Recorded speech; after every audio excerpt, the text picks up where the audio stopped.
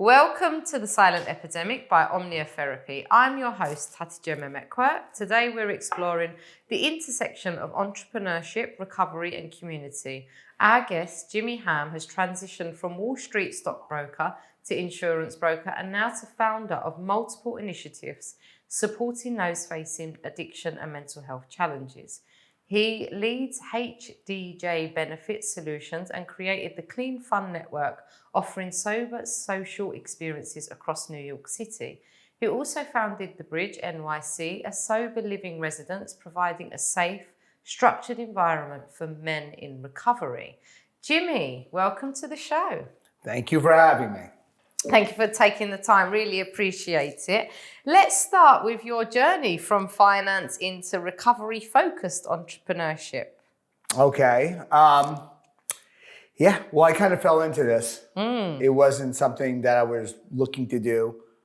I mean, you mentioned the Clean Fun Network. That was like a fun thing I created back in 2011. Nice. I was doing these like summer houses for people in New York City recovery. Yeah. You know, it was like a fun thing to do. Started one house, ended up with 3. There's all out in the Hamptons. I became the whole like social fun guru. And then I started creating trips to like Puerto Rico to Costa Rica. Everything's like centered around an activity like surfing. Nice. And then I did a ski house in Vermont for a couple of years. And then I got approached about getting into the sober living business. I was still an insurance broker at this point. I had my own agency, which I hated, but it was a living. Yeah. And because my family was in the business, the whole thing. And he asked me to invest in it. I did. And then eventually I got sole ownership of the company. And then I started expanding. Nice. Throughout New York, and now here in London. Lovely. So I started with 1 building. I got 4 buildings in New York. Montauk is still a piece of it, and started London in February of 25, and I'm looking at 2 other locations to expand into as well. Nice. In the Northeast. Well, one's in the Northeast and one's a little bit south. Nice. In the U.S. You started as a Wall Street broker, then moved into insurance. Right. What initially drew you to finance, and what lessons from that world do you carry with you today? I mean, finance was all about greed. I wanted to make money. You know, I just saw a lot of, I'm just going to say it, a lot of idiots who are making a ton of money doing this in the early 90s. Well, why can't I do this? You start off very, very low, like you're making minimum wage. And it's very hard to get there, but I did. Yeah. It took me a year. Sounds very Wolf of Wall Street kind That's of journey. That's exactly what I did.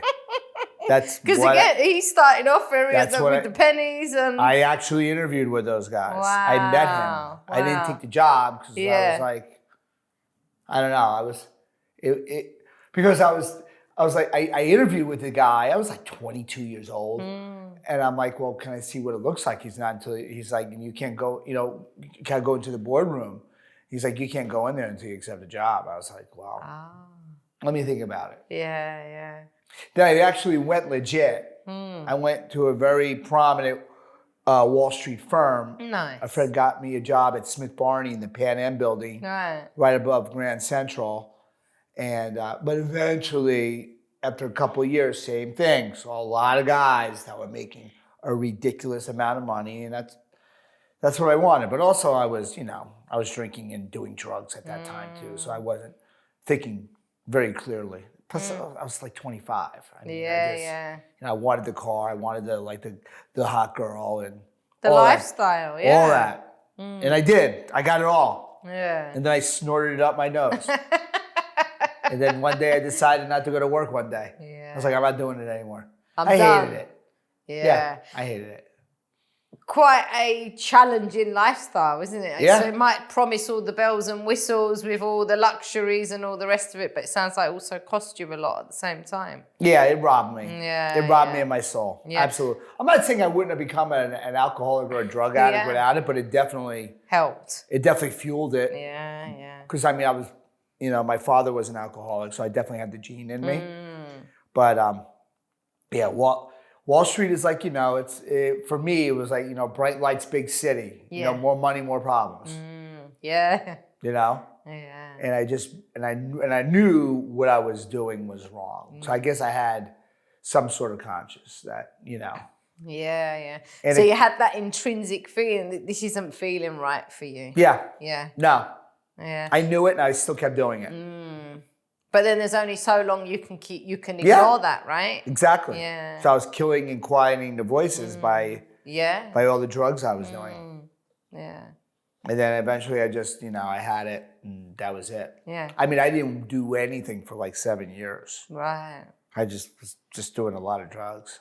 Right. Yeah, and scamming my parents to keep supporting my pathetic lifestyle. Yeah. So it really took you to a place where you had this career, you were earning loads of money, and then for 7 years you were in the midst of the addiction. I blew it all. Right. All of it. Yeah. I didn't have anything. Wow. Yeah, I was on the verge of like losing my apartment. Eating out of garbage cans. That's where it took me. So you really did hit that rock bottom. Oh, yeah. Yeah. And then when I came back, I got sober. I went into the insurance business because it's what my family did. I did that. Then I started my own agency. But I hated doing it. Even though that was ethical, I hated it. I didn't want to do it. But I was doing it because I didn't know what else to do. Yeah.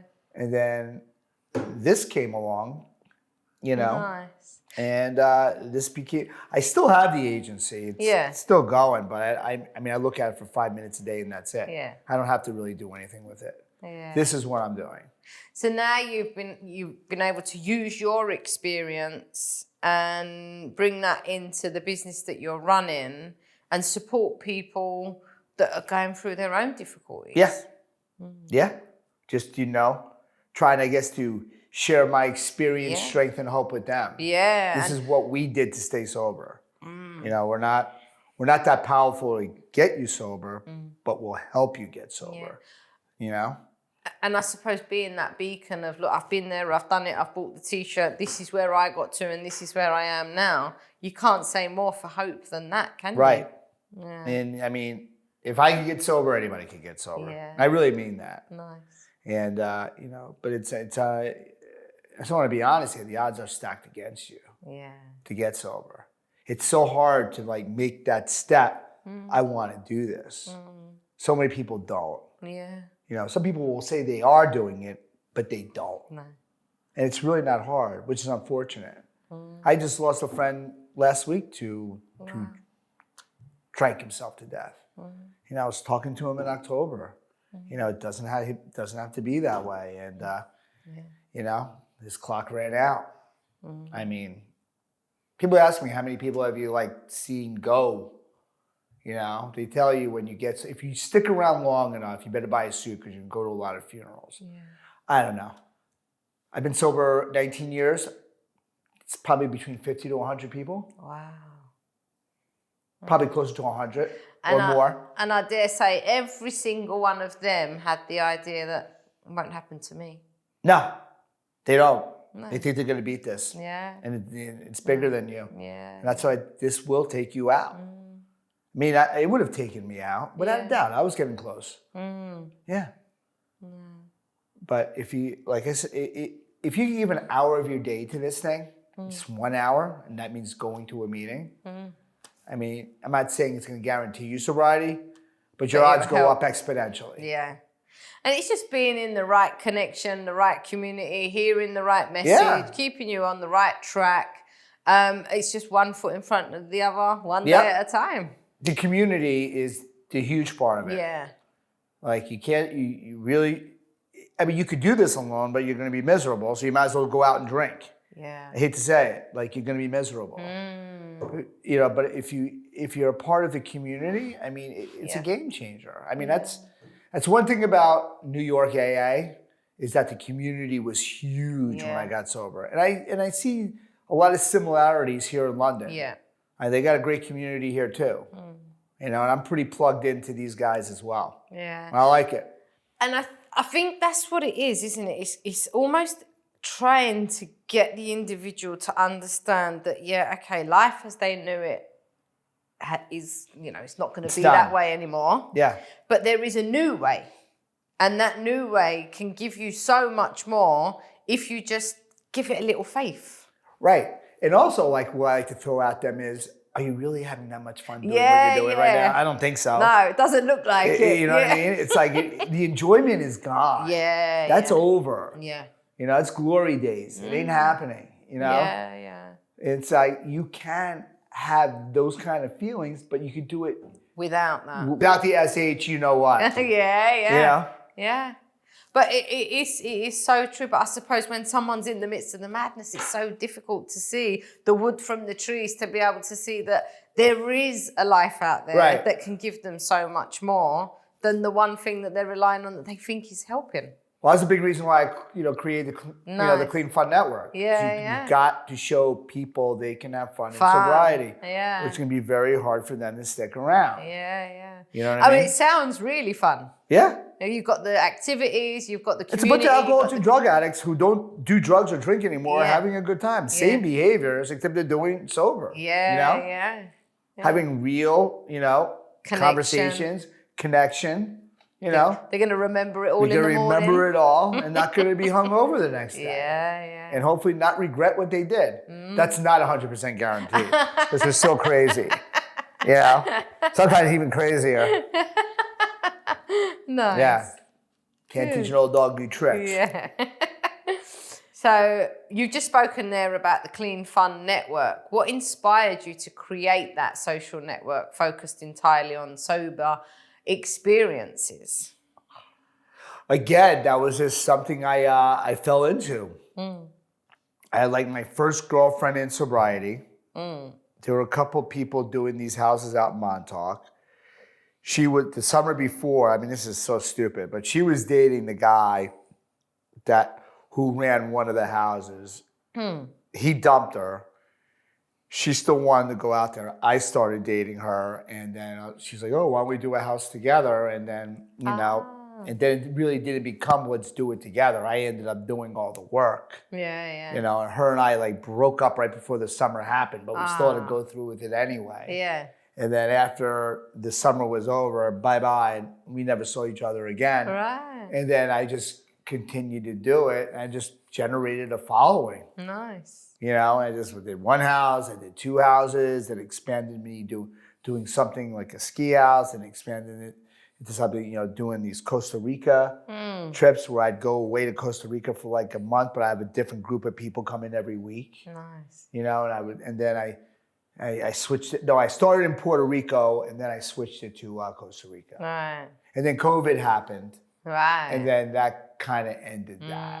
But I was so knee deep into what I was doing with the bridge. But I still continue to do Montauk. Right. Okay. But I may revitalize that other part. CFN is still alive with Montauk, but we'll see. I may revitalize those trips. Yeah. Because they were good and they were successful. Yeah. I suppose COVID put a spanner in the works for a lot of social gatherings and bits and pieces like that. But the world is back alive and ready. So maybe it is time to get them going again. It's just it's a big undertaking. Yeah. And it's like how I don't know if I could, unless I had somebody kind of like do the nitty gritty stuff for me. And especially now that you're going between here and it's another New thing. York as well. There's a lot to be juggling. Yep. I just got back in the UK yesterday. Wow. So in 2016, you founded The Bridge. What gap in the recovery space were you aiming to fill? Again, I knew nothing about sober living at all. I didn't go to sober living. Right. It really wasn't around when I got sober in 2007. I think there were halfway houses and things like that in New York City, but something like this didn't exist. Right. So I think the gap that I feel that we fill in the New York City market and here is that we really do stress the 12 steps in doing recovery. Yeah. I think more so than, A halfway house, mate. Oh, absolutely. Yeah. With very high accountability. The clinical is important, don't get me wrong, but if they're not working a program, of NA, AA, CA, whatever A they are working, it's going to be very hard for them to hear the clinical, in my opinion. They got to start doing this before they can hear the clinical, and that's what we stress. And we don't pretend to be clinicians at all. We farm it all out to organizations like you. Like we're not here to, you know, people that, do you have it in house? I go, absolutely not. It's all done outside the house. Yeah. They could do it remotely in the house if they want to, but we prefer that they do go in person if they can. So it sounds like it wasn't a gap. It was more of the idea that you sort of formed by providing this safe space, these housing opportunities for people in recovery, giving them that support, encouraging them to really tap into a program of their choice, whilst they're still doing their own journey on whatever clinical support that they may need, but having that accountability within the framework of what you provide. Right. And the thing is, I do communicate with all the clinicians that they are working with, whether it's if they give me the authorization or they give me the release to speak to their psychiatrist. The psychiatrists, I really do stress, I do really need to speak to them if things start getting out of hand med-wise. It's helpful if we do communicate with the therapist, let them know what's going on in the house. I don't have to know what's going on between them and the office. No. And also they're intensive outpatient, what we call in the States. Yeah. You know, just to make sure that they're going and what their participation is. Yeah. So it's sort of, you really are working as like a multidisciplinary team there, aren't you? Yeah. Because you can't do your bit if you don't really know. All right, yes, you don't want to know the intricacies of what's going on in their sessions. You just need to know they're turning up, they're showing up, and you may need to provide some feedback about some of the behaviours you're seeing and noticing in the house, because the clinician might not be seeing that side of it, and that's where the more likely they're not. Yeah. and the residents a lot of the times lying to them about what's going on. Yeah. I suppose. And also we like to let them know if they're relapsing, what's happening, if they're popping. Yeah. It's really difficult, isn't it? Because I suppose when someone goes into recovery, they've come from that space where the lying and the mischievous behaviour becomes so second nature. Yeah. That it's quite difficult to come out of it. Yeah. It's hard to break them of that pattern. The lies, you know, especially the gamblers. Yeah. The lying that goes on with them is monumental. You know, and we can tell whether a guy is on the level or not. Yeah. You know? I mean, it sounds it's okay. Like the whole thing is, it's okay to like make mistakes. Just own it. Yeah. Just own it. Because that's that's part of the growth, right? And if you don't own it, you can't see how it came about. You can't see what needs changing. You can't work on it, and you can't grow through it. Exactly. Yeah. And I suppose with the exposure that you've had through all of the different ventures and your strong community in New York and your strong community here through your own recovery, you've seen enough of it to be able to know and notice. Oh, yeah. Yeah. I can tell by the way somebody's texting me. Especially when I reach out to guys and I know like something's going on, they're texting, yeah, everything's great, everything's wonderful. No, it's not. Yeah. Someone just saw you like, you know, huffing nitrous in Central Park. Yeah, you know what I mean? So it's like, You got the radar going on. Oh, yeah. Yeah. Right. Oh, yeah. Which I suppose is such a good skill for you in what you do professionally, when keeping an eye on these men that are within the bridge. Also, if you like, always like, when you're corresponding with these guys and they're always responding, then all of a sudden the response is stopped, then you know. Yeah. Then you know. Yeah. Something's going on. Yeah. That's always a big red flag, isn't it? Yeah. I mean, have I been wrong sometimes? Absolutely. But I'm right most of the time. Yeah. Why is a structured, safe and stable home so critical for individuals in early recovery? I think it's critical for whether you're in early recovery or any recovery. I think you need to have structure throughout. You know, but especially in the beginning, because you don't want them to become, let's say, if they don't have structure, that means there's a good chance that they're going to become complacent. Yeah. You know? So our whole idea is to keep these guys moving. The more they're moving, the less that they are sitting in their, I'm sorry. That's all right. and thinking about themselves. Yeah. Keeping these guys moving, whether it's work, going to school, going to IOP, doing things online, like they have to keep moving. And the accountability, Every time they walk into the door in my house, they're blowing into the gun. We ask them to drug test. Wow. We do a 9 a.m. check-in meeting with these guys to make sure what's going on for the day, what's happening, what's your plan, how you doing, the whole thing. So it's having structure is huge. Making your bed, cleaning your room, having your space tight. That's really, really important. We stress that big time. Yeah. Because you can tell by how someone's doing how they're maintaining themselves. Yeah. If they're all over the road, the room's a disaster, the bed's not made, all right. There's a big something's going on. Yeah. When I know a guy has that, it's nice and tight. All right. He seems to be doing okay. And they feel better when they come home, that they have a room that's intact. It sets you up for the day, doesn't it? Yeah. That's the whole idea. You're starting your day with a good intention. Yeah. And there was I'm running late. It takes 30, 45 seconds. Come on, man. Yeah. Honestly, you're late anyway. What's the difference? Yeah, another minute? That minute isn't going to make a big difference. What's the difference? Yeah. You just don't want to do it. Yeah. And you're taking shortcuts. And this is a big reason why we're in this position. Just take the action and do it. Yeah. Nice. Be a sober man. Yeah. This is how we live. And I suppose in the early days, it's so important to teach them the small little details like that. The little things matter. Exactly, because that's how your foundation, that's how you set your foundation. And if you start doing that every day, the little things, your foundation becomes solid. It just keeps building. Yeah. Whereas if you start cutting gaps from early on, you're just stripping away your foundation. Yeah. You want to go this way, not this way. Yeah. Nice. Yeah, I mean, it's huge.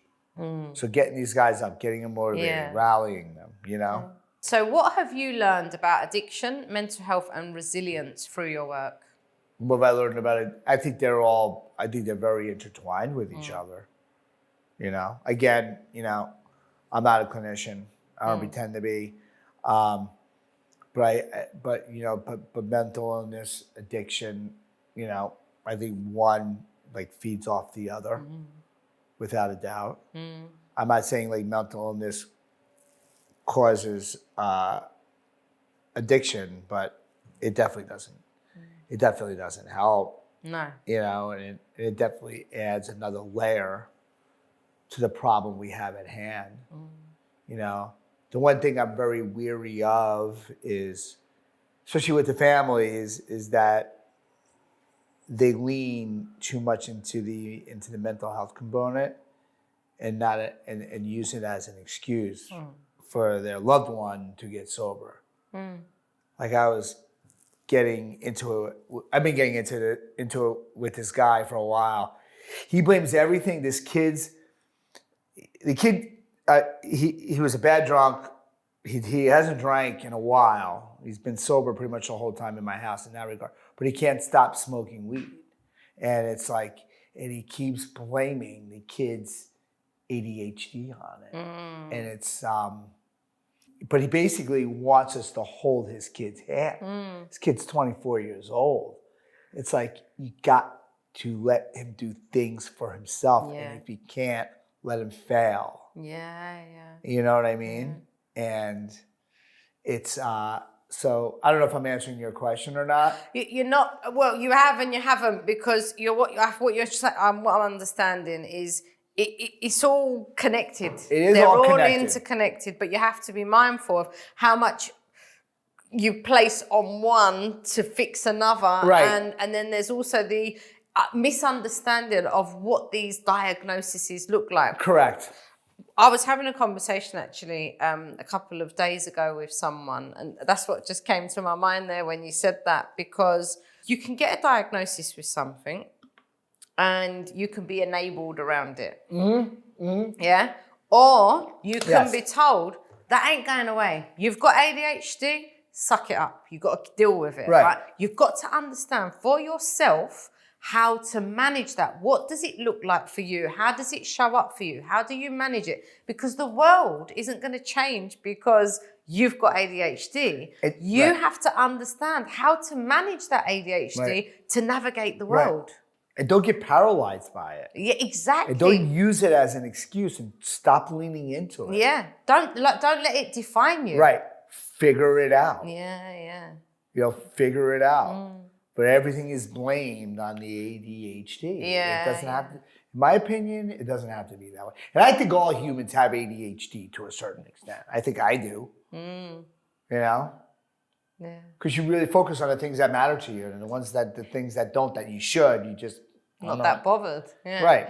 I think, as you said, we've all got a little bit of that about us. I think so. I think it is a massive spectrum. And again, I was speaking about this the other day in terms of in the UK, especially, there's like massive waiting lists with the NHS of who's going to get for people to get diagnosed and et cetera, et cetera.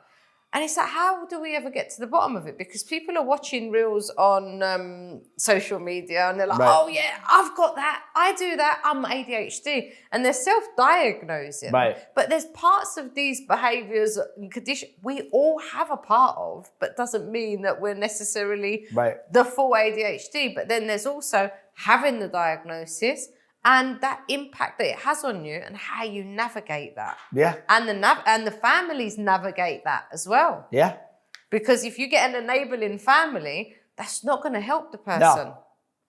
And that's what this father, he loves his son. Loves him to death, but too much. Yeah. But then you can also go the other way, where there's no understanding around it. And then there's no support, and that kid feels like no one's getting them, no one's understanding them. Yeah. So, I suppose it comes in all shapes and sizes. It does. Yeah. But it seems though like the case that you just navigated, or you were just saying that where the family doesn't have support, to me, then that kid is more teachable because then it's like, okay, now we can start figuring out, let's get them on the meds, and now let's start tackling the problem. Yeah. You know what I mean? Because I suppose through what you do at the bridge, you will be able to provide him with that connection, that support, that understanding that is missing from his life. And you haven't got the interference of someone, don't do this, don't do that. Oh, that's okay. You don't have to go to school today. You don't have to go to work today, or whatever it is that maybe some of the families that are enabling behaviors would cause issues with. That's when I bring in the professional. I'll be like, listen, I have someone I think you all should talk to. This is because this is something we can't handle. Yeah. You know? Yeah. Now, and that's a big part of my job too, is facilitating care. Finding them a psychotherapist, finding them a psychiatrist, finding them a life coach, finding them an intensive outpatient. You know what I mean? Yeah. Nice. If someone has a food disorder, pointing them in the right direction. In that direction. You know? Yeah. So, leaning into the right support for the individual is a big part of the work that you do. You know what your limits are and what your part is in their journey and recovery, but leaning on other clinicians in the industry to do their bit, and it all comes together nicely. Nice. Thank you for sharing your incredible journey and the work you're doing to support recovery, community, and sober living. Your initiatives remind us that recovery is not just about abstaining from substances, but building a life filled with purpose, connection, and stability. So if you could leave our listeners with one takeaway, what would it be? One takeaway, just keep fighting the good fight. And that and always try to be in the solution. There's always a way out if you allow it. Nice. There is a way out. You don't have to live this way, and just ask for help. Yeah. There are plenty of good, players in the London market and New York. you know? So get into the community, get into the middle of it. It's really the best advice I guess I can give. Nice. And just be open. Yeah. Just be open. Be open to change. Yes. Change is the big part, and it can feel scary, Yeah. but it can also provide so much more to the individual. Yeah. I mean, do you guys have Seinfeld here? Do you guys get Seinfeld as a TV show? You do? I've not heard of that one. You never heard of Seinfeld? No. Jerry Seinfeld? I mean, there was an episode, George Costanza, like when he was a bumbling kind of guy, but like when he started doing the opposites, when things started to work out for him. Yeah. So I tell these guys, start doing the George Costanza, start doing the opposite of everything you did. Yeah. That's another thing. Yeah. Start doing the opposite. Yeah. Nice. I like that. Start doing the opposite. That's it. Start doing the opposite. So, to our audience, thank you for joining us on The Silent Epidemic. If today's conversation resonated with you, please like, share, and subscribe. Join us next time as we continue exploring the stories, system, and solutions shaping mental health, addiction, recovery, and resilience.